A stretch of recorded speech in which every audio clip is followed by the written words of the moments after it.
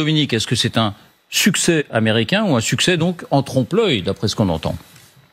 Moi, je pense que je continue à partager, je continue sur la même analyse que je fais depuis la première réunion entre Américains et Russes à Riyad, le 18 février, c'est que on va vers un cessez-le-feu. Alors on n'y va sans doute pas à la vitesse que souhaite Donald Trump, mais on y va. Pour l'instant, c'est une étape de plus, une petite étape, qui va pas changer la face de... Ça va améliorer des choses pratiques. Mais pour l'instant, le plan de paix de Trump se met en place. Alors là, il y a une vraie divergence entre vous. Oui, bien sûr, mais je continue à penser. Je ne vois pas. Il y a pour l'instant rien n'a déraillé. Rien n'a déraillé. Le train n'a pas déraillé. Le train ne va pas très vite. Le train ne prend peut-être pas forcément la voie la plus rapide, la voie qui avait été choisie à l'origine, mais ça continue à avancer. Ni Vladimir Poutine, ni...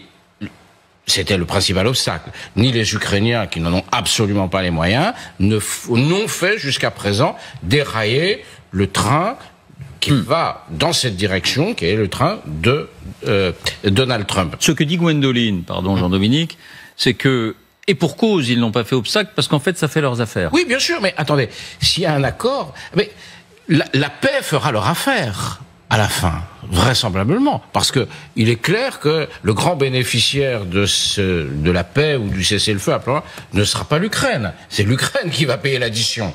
Elle va perdre ses territoires, elle va perdre une partie de son autonomie politique, sa capacité à décider de ses alliances, etc. Peut-être même son président, etc. Donc ça, j'ai aucun doute là-dessus. Je rebondis sur ce que vous venez de dire, David, c'est que je pense effectivement que Donald Trump n'en a rien à faire d'apparaître comme l'idiot utile de Vladimir Poutine. Actuellement, on a affaire à une brutalisation du monde, un retour en arrière de 150 ans, disons de 2 siècles, où on a des superpuissances, même si la Russie, évidemment, est très loin d'être la superpuissance américaine, mais en termes d'ogive atomique, elle est une superpuissance, sont en train de se répartir le monde. C'est ça la réalité. Et ils en ont rien à faire d'apparaître vraiment. Trump, il va dire simplement, il se dira à ses électeurs républicains, on fait la paix là-bas, parce que notre but, c'est pas que l'Ukraine soit sauvegardée du point de vue territorial. Notre but, c'est de se répartir, et on en parlera tout à l'heure, les ressources qui feront la force économique de demain.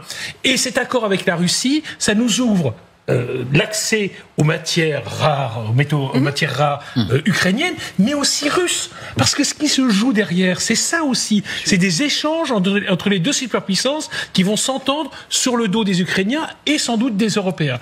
Et ça précède sans doute un accord avec la Chine. Parce qu'on va dire à la Chine, faites la main basse sur Taïwan, nous, ça nous intéresse pas. Taïwan, on n'a plus de raison d'être sur place. Et comme ça, les 3 grosses superpuissances vont se répartir petit à petit le monde. Donc, au fond, c'est là où je suis pas d'accord avec toi, c'est que je pense que tu raisonnes encore dans l'ancien monde, celui où on avait l'impression d'avoir des gens raisonnables qui avaient des comptes à rendre. Trump, il s'en fiche, il a plus de compte à rendre à personne. On n'est même pas certain que les élections du midterms seront organisées dans 2 ans. On n'en est pas certain. On a peut-être affaire à un coup d'État. Bon.